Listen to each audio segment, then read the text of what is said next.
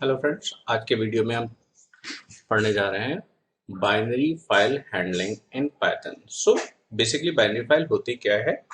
Binary file इस तरह की फाइल होती है जिस फॉर्मेट में आपका ऑपरेटिंग सिस्टम फाइलों को और फोल्डर्स को डिस्क पर सेव करता है, उसी फॉर्मेट में हम भी अपनी फाइलों को डिस्क पर सेव करते हैं। तो बेसिकली चलते हैं और देखते हैं कि आज के इस वीडियो ट्यूटोरियल में हम क्या पढ़ने जा रहे हैं।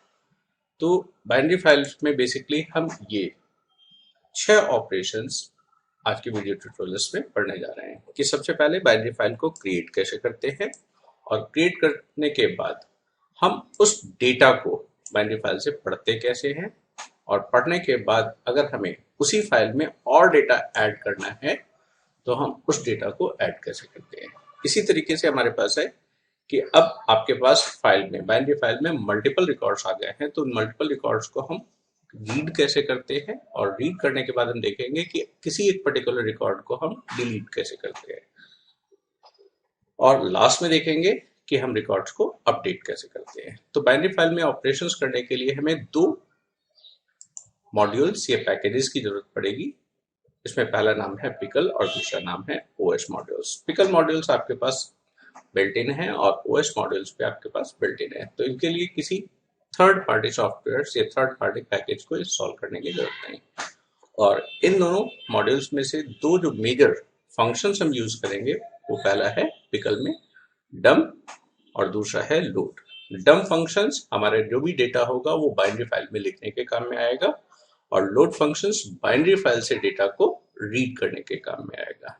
इसलिए ओएस मॉड्यूल से हम दो फंक्शंस यूज करेंगे। पहला है रिमूव, जो कि फाइल को रिमूव करने के काम में है डिस्क से, और दूसरा है रीनेम, फाइल के नाम को चेंज करने के लिए। तो चलिए हम ये ऑपरेशंस स्टार्ट करते हैं। इस काम को स्टार्ट करने के लिए मैं अपने डेस्कटॉप पर एक फोल्डर बना रहा हूँ जिससे कि सारा डेटा हमारे पास एक ही फोल्डर में रहे, और इसका नाम मैं यहाँ पर लिख देता हूँ बाइनरी फाइल्स। और मैं अब विजुअल स्टूडियो कोड स्टार्ट करने जा रहा हूँ अपने सिस्टम पर। Visual studio, sorry typing error. आप ये ऑपरेशन परफॉर्म करने के लिए किसी भी वीडियो एडिटर को यूज कर सकते हैं। यहाँ पर सबसे पहले मैं उस फोल्डर को यहाँ पर इंक्लूड करने जा रहा हूँ बाइनरी फाइल्स, जो हमने अभी अभी बनाया है। ये फोल्डर टोटली ब्लैंक है अभी। तो सबसे पहले हम यहाँ पर पहली फाइल जनरेट करते हैं और इसका नाम रख देते हैं क्रिएट बाइनरी फाइल .py। ये फोल्डर और फाइलें बनाने का मेरा मकसद ये है कि मैं जब भी ये वीडियो अपलोड करूंगा यूट्यूब पर, तो ये पूरे फोल्डर और ये पूरी प्रेजेंटेशंस भी उसके साथ अपलोड कर दूंगा, जिससे कि आप अपने आप को कोरिलेट कर सकें हर एक फंक्शंस के साथ और इस वीडियो सीरीज के साथ। तो सबसे पहले हम यहाँ पर इंपोर्ट करते हैं पिकल। पिकल फोल्डर्स हमारे पास जो टेक्स्ट डेटा है, इसको बाइनरी फाइल में सीरियलाइज करने के काम में आता है। तो सबसे पहले हम फाइल को ओपन करते हैं। ओपन करने के लिए हमारे पास फंक्शन है ओपन, और यहाँ पर जो मन में आए वो नाम आप दे सकते हैं फाइल का, student.dat। और इसके बाद हमें एक मोड डिफाइन करना कंपलसरी है। ये मोड हमारे पास है राइटिंग मोड, और राइटिंग मोड के बाद आपको बी लिखना है। बी यहाँ पर ये डिफाइन करेगा कि आपकी बनने वाली फाइल बाइनरी फाइल होगी। यहां से हम इस पूरे ऑपरेशंस को एक ऑब्जेक्ट में स्टोर कर लेते हैं और उसका नाम रख देते हैं फाइल। क्लियर। अब यूजर से हम वैल्यूज इनपुट कराते हैं। पहली वैल्यू है, सपोज कीजिए कि हम नाम इनपुट करा रहे हैं, तो यहाँ पर लिखते हैं इनपुट नेम, और इसी तरह से रोल नंबर, और दोबारा से इनपुट फंक्शन को यूज किया, input enter roll number. Clear. अब इन दोनों वैल्यूज को यूज करते हुए मैं एक डिक्शनरी बना रहा हूं, क्योंकि मैं डिक्शनरी की फॉर्मेट में अपने डेटा को राइट करूंगा। डिक्शनरी का फॉर्मेट हमारे पास ये है, पहले आपके पास की है और उसके बाद हमारे पास वैल्यू है। वैल्यू आपके पास नेम, फिर अगेन की मैंने यूज करी roll number, and then value, sorry typing mistake, and here is roll. हमारी डिक्शनरी तैयार हो गई है। तो चलिए इसको हम फाइल में लिखते हैं। Pickle dot dump. Dump dump के साथ हमारे पास पहला है ऑब्जेक्ट। ऑब्जेक्ट मीन्स जो डिक्शनरी हमने बनाई है वो, और किस फाइल में हम लिखना चाहते हैं, फाइल में। हमारा डेटा इस स्टेटमेंट के बाद फाइल में राइट कर दिया जाएगा, और राइट करने के बाद आप फाइल को क्लोज कर दें। स्क्रीन पर कोई मैसेज नहीं डिस्प्ले होगा, तो चलिए हम यहाँ पर एक मैसेज भी डिस्प्ले करवा देते हैं। बाइनरी फाइल जनरेटेड, ये फाइल आपके पास कंप्लीट हो गई। इसे सेव करते हैं और इस पोजीशन से आप इसको रन कीजिए। रन करने पर यहाँ पर आपके पास नाम पूछा जा रहा है। मैं अपना नाम यहाँ पर फीड कर रहा हूँ राकेश, और एक रैंडम रोल नंबर यहाँ पर फीड करता हूँ। तो आप लेफ्ट हैंड साइड पे ध्यान से देखें कि पहले फाइल ओपन हुई तो फाइल आपके पास रीड हो चुकी है। हम इस पोजीशन पर हैं, लाइन नंबर 5 पर, और जैसे ही मैं एंटर बटन दबाता हूँ तो ये फाइल आपके पास जनरेट हो गई है। इस फाइल को अगर आप यहाँ से खोल कर देखने की कोशिश करेंगे तो ये नॉर्मल टेक्स्ट फाइल की तरह यहाँ पर ओपन नहीं होगी। इस फाइल के कंटेंट्स को रीड करने के लिए हमें एक दूसरी फाइल बनानी पड़ेगी। तो चलिए हम अब दूसरी फाइल बनाते हैं यहाँ पर, जिसका नाम कर देते हैं read record dot p y. Clear? File क्योंकि बाइनरी फाइल है तो अगेन उसमें से डेटा को रीड करने के लिए हमें पिकल मॉड्यूल्स की जरूरत पड़ेगी। तो अगेन हम यहाँ पर इंपोर्ट करते हैं पिकल, और इसके बाद फाइल को ओपन करते हैं। File is equal to open, and here is name of my file student dot dat, और इसके साथ हम यहाँ पर डिफाइन करते हैं मोड। फाइल को हम रीड मोड में खोल रहे हैं, और ये बाइनरी फाइल है, दैट्स व्हाई बी। अगर आप बी यहाँ पर प्लेस नहीं करते हैं तो इस केस में आपका पाइथन इस फाइल को टेक्स्ट मोड में खोल देगा। ठीक है, अब यहाँ पर हम data is equal to PICKLE pickle dot load, और लोड कहाँ से करना है, फाइल से।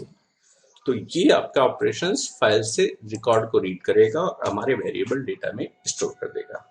अब हम इस डेटा को ऑन स्क्रीन पर प्रिंट करा ले रहे हैं, और प्रिंट कराने के बाद फाइल को वापस क्लोज कर दे रहे हैं, file dot close. That's it. ये सिर्फ 5 लाइन का कोड था। अब इस प्रोग्राम को सेव करते हैं और अगेन रन करते हैं। तो आप यहाँ पर देख सकते हैं कि आपका रिकॉर्ड जैसा हमने इनपुट किया था सेम वे में रिकॉर्ड आपके पास आ गया है। अब हमारे पास ऑपरेशन है कि सपोज कीजिए कि मैं सेम फाइल में अगेन डेटा फीड करना है, डेटा को अगेन, और दूसरे रिकॉर्ड ऐड करने हैं, थर्ड रिकॉर्ड ऐड करना है, फोर्थ रिकॉर्ड ऐड करना है, फिफ्थ रिकॉर्ड ऐड करना है, सिक्स रिकॉर्ड ऐड करना है। तो हम उस प्रोग्राम को कैसे करते हैं, उसको करने के लिए हम यहाँ पर अगेन एक फाइल जनरेट कर लेते हैं, और यहाँ पर आप नाम रखते हैं append records dot p y, enter करते हैं। इसके लिए मैं क्या कर रहा हूं कि क्रिएट बाइनरी फाइल का पूरा प्रोग्राम कॉपी करता हूं और यहाँ पर पेस्ट कर देता हूं, क्योंकि इन दोनों प्रोग्राम में हमारे पास कोई भी मेजर डिफरेंस नहीं आएगा।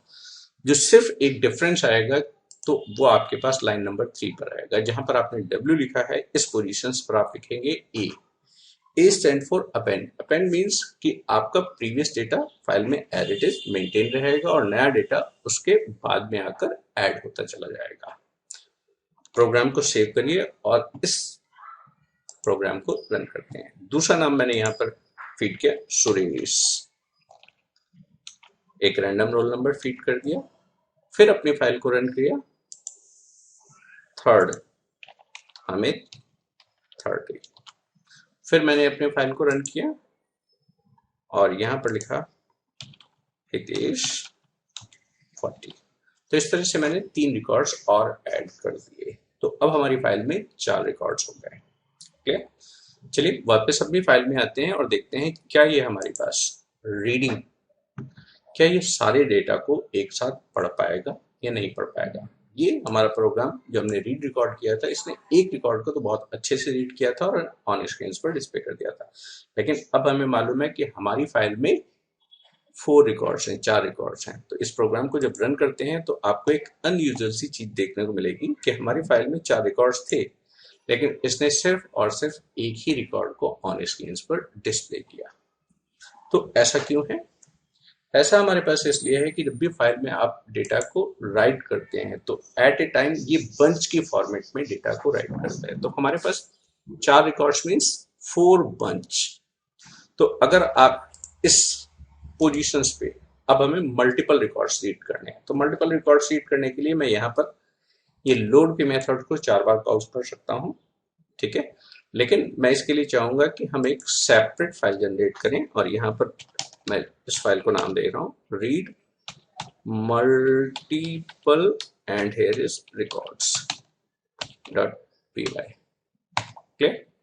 रीड रिकॉर्ड फंक्शंस को वापस मैंने यहाँ से कॉपी किया और यहाँ पर पेस्ट कर दिया। जैसे मैंने आपसे कहा कि हमारे पास 4 रिकॉर्ड्स थे, तो हम अगर इस ऑपरेशंस को 4 टाइम्स यहाँ पर पेस्ट कर दें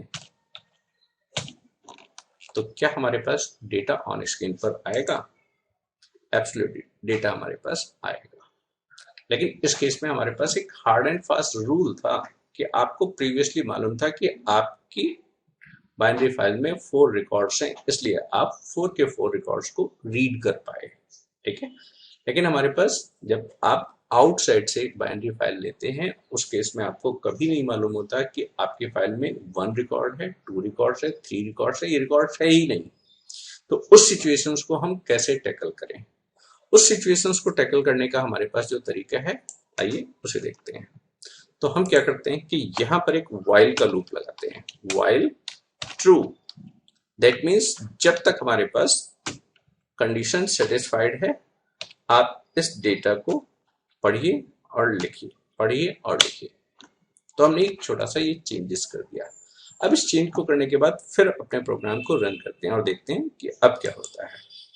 तो अब जब आपने इस प्रोग्राम को रन किया तो अब आपने यहाँ पर ध्यान से देखा कि आपके पास 4 रिकॉर्ड्स तो है, लेकिन 4 के बाद आपके पास क्या हुआ कि यहाँ पर एक एरर मैसेज आना शुरू हो गया, end of file error.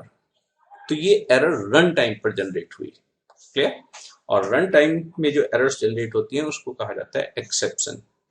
Exception handling का हमारे पास यहाँ पर एक केस आपको डालना पड़ेगा। तो इसके लिए हम क्या करते हैं कि ये जो हमारे पास ये 2 लाइनें हैं, हमें मालूम है कि हमारी एरर्स इन 2 लाइनों से ही आ रही है और वो तब आती है जब फाइल लास्ट में पहुंच जाती है। तो हम क्या करते हैं कि यहाँ पर ट्राई का ब्लॉक लगाते हैं और अगर इस ब्लॉक में कोई एरर आती है EXCEPT except, so this is the case of exceptional handling. तो एक्सेप्शन अगर अराइज हुई इन 2 लाइनों में, दैट मीन्स लाइन नंबर 5 और लाइन नंबर 6 में, तो आप क्या करें? हम उस केस में कह रहे हैं कि आप अपने एक्सेल में लूप को ब्रेक कर दीजिए। तो अब ये छोटा सा प्रोग्राम हमने फिर मॉडिफाई कर लिया। अब इस प्रोग्राम को देखते हैं। तो अब आप देखिए कि इसने ऑटोमेटिकली 4 रिकॉर्ड्स को पढ़ लिया है और कोई एरर मैसेज नहीं आया है, क्लियर। तो ये हमारे पास एक यूनिवर्सल तरीका है जिसमें हम मल्टीपल रिकॉर्ड्स को फाइल से पढ़ सकते हैं। और इस केस में आपके पास एक रिकॉर्ड है या एक भी नहीं है, इट हार्डली मैटर्स। तो ये आपको मेथड लर्न करना है। अब इसके बाद आता है हमारे पास कि चलिए आपके पास फाइल बन गई, आपने उसमें डेटा इंसर्ट कर लिया। डेटा इंसर्ट करने के बाद आपने उसे पढ़ना भी सीख लिया। पढ़ने सीखने के बाद हमारे पास 2 ऑपरेशंस और हैं, और वो 2 ऑपरेशंस हैं कि आपको सपोज कीजिए कि इस डेटा फाइल से एक रिकॉर्ड्स को रिमूव करना है। फॉर एग्जांपल अमित को रिमूव करना है या सुरेश को रिमूव करना है, तो आप इसको रिमूव कैसे करते हैं? तो इसको एक समझाने के लिए हम अपने एक्सेल में पावर पॉइंट में आ जाते हैं और यहाँ पर इस स्लाइड को ध्यान से देखते हैं। ये 13 पॉइंट्स में कुछ मैंने लिखा है और उसको 1 बाय 1 ध्यान से देखिए। ऐसा हमें इसलिए करना पड़ा, जैसे कि आप जानते हैं MySQL में हमारे पास डायरेक्ट कमांड होती है, डिलीट की कमांड, तो आप रिकॉर्ड को डायरेक्टली डिलीट कर देते हैं। और दूसरे हमारे पास जो सॉफ्टवेयर है उसमें भी डायरेक्ट डिलीशन का ऑप्शन होता है, बट बाइनरी फाइल्स के केस में ऐसा ऑप्शन नहीं होता है। तो हम उस चीज को परफॉर्म करते हैं। इसके लिए हमें 2 फाइलों की जरूरत पड़ती है, एक आपकी ओरिजिनल फाइल और एक आपकी टेम्परेरी फाइल। फिर आपके OS मॉड्यूल जो मैंने सबसे पहले दिखाया था उसे हमें चाहिए। थर्ड स्टेप में आप यहाँ पर read name of student that you want to delete, हम नेम को सर्च कर रहे हैं पूरी रिकॉर्ड के बेस में से, और अगर वो रिकॉर्ड मैच करता है तो हम उस रिकॉर्ड को रिमूव करेंगे। उसके बाद हम क्या करते हैं कि पहली फाइल जो हमारे पास ओरिजिनल फाइल है उसमें से एक रिकॉर्ड को रीड करते हैं, सॉरी एक्सक्यूज में, पहली फाइल जो हमारे पास है उसको रीड मोड में खोलते हैं और दूसरी फाइल टेम्परेरी को राइटिंग मोड में। पहली फाइल जो हमारे पास रीड मोड में खुली हुई है उसमें से एक रिकॉर्ड पढ़ते हैं और अपने वेरिएबल में उसे सेव कर लेते हैं। अब जो हमने थर्ड स्टेप पर नेम इनपुट किया था यहां से, उस नेम को अपने रिकॉर्ड वेरिएबल से मैच करते हैं। अब यहां पर देखें, अगर रिकॉर्ड मैच करता है तो हम अपना डेटा जो रिकॉर्ड वेरिएबल में लिखा हुआ है यहां पर, उसको टेम्परेरी फाइल में नहीं लिखते हैं, ठीक है। और अगर डेटा मैच नहीं करता है तो रिकॉर्ड को टेम्परेरी फाइल में लिखते हैं, ठीक है। सिंपल से आपके पास कंसेप्ट है, और ये प्रोसेस तब तक चलाते रहते हैं जब तक फाइल का एंड नहीं आ जाता।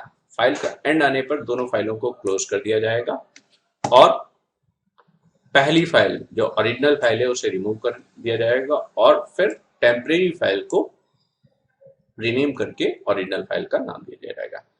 इसको ग्राफिक्स के फॉर्मेट में अगर हम समझने की कोशिश करते हैं तो हमारे पास कुछ ऐसा आता है। सबसे पहले हमारे पास क्या करते हैं कि हमारे पास एक स्टूडेंट डॉट डेट नाम की फाइल है, इसको हम रीडिंग मोड में खोलते हैं, और दूसरी आपके पास जो फाइल है वो हमारे पास कुछ इस तरह से, एक मिनट मेरे डेटा को डिलीट करने दीजिए, यहां से राइटिंग मोड में आपके पास है। राइटिंग मोड में जब भी फाइल आपके पास ओपन होती है तो फाइल के कंटेंट्स ऑटोमेटिकली रिमूव हो जाते हैं अगर हमारे पास प्रीवियसली है भी। तो हम क्या कर रहे हैं यहां पर, ये हमारे पास सबसे पहले हमने स्टूडेंट की फाइल को रीडिंग मोड में खोला और टेम्परेरी फाइल को राइटिंग मोड में खोला। अब यूजर से एक नाम हमने इनपुट करा लिया जिसे एक टेम्परेरी वेरिएबल tname में स्टोर कर लिया। अब हम क्या करते हैं, पहला रिकॉर्ड यहां से फाइल से पढ़ते हैं और इसके डेटा को अपने रिकॉर्ड वेरिएबल में फीड कर देते हैं 10 एंड सहज। अब इस सहज को अपने वेरिएबल के नाम से मैच करते हैं। ये नाम मैच नहीं होता है तो हम अपने टेम्परेरी फाइल में 10 और सहज लिख देते हैं। अब आप आके दूसरा रिकॉर्ड पढ़ते हैं 12 और इसके डेटा को यहाँ पर 12 एंड आरुषि ARUSHI यहाँ पर स्टोर कर लेते हैं। अब इस डेटा को अपने नाम से मैच करते हैं, मैच हो रहा है।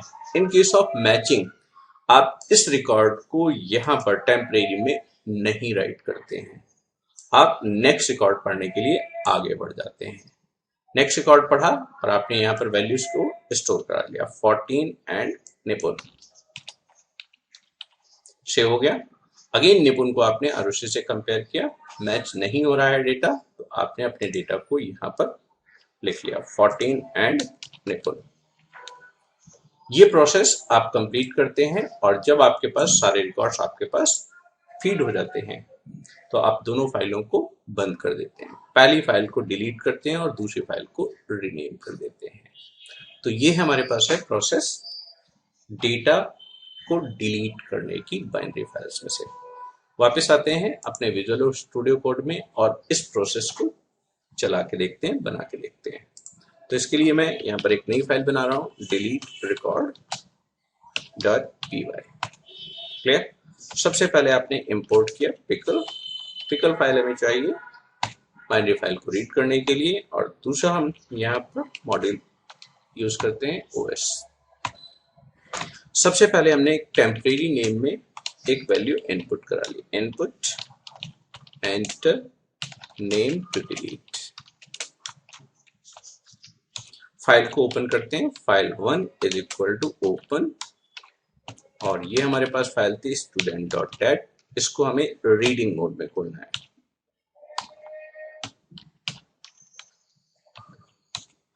File 2 is equal to again open, और ये हमारे पास है टेम्परेरी डॉट डेट, और इसको हमें राइटिंग मोड में ओपन करना है। राइटिंग मोड में ओपन कर लिया। अब डेटा को पढ़ना है, मल्टीपल रिकॉर्ड्स को पढ़ना है, रिमेंबर दिस थिंग। तो सबसे पहले हमें ट्राई का ब्लॉक यूज करना पड़ेगा, और यहां पर हमने किया data is equal to pickle pickle dot load. First file से हमें पहले रिकॉर्ड को हमने यहाँ पर लोड किया। अब if T name, temporary name हमारे पास मैच किससे नहीं करेगा, किससे, डेटा के अंदर जो हमारे पास की है नेम की, अगर ये मैच नहीं करता है तो हम क्या करते हैं, डेटा को दूसरी फाइल में राइट करते हैं। तो यहां पर करते हैं pickle dot dump data, sorry data के साथ साथ हमें फाइल हैंडलर भी चाहिए, और फिर इसके बाद except एक्सेप्ट, और यहाँ पर ब्रेक कर देते हैं। तो ये व्हाइल का लूप पूरे रिकॉर्ड्स में से जब तक डेटा मैच नहीं करता है तो एक एक रिकॉर्ड को पिक करेगा और दूसरी फाइल में लिखता रहेगा। अब दोनों फाइलों को क्लोज कर दें,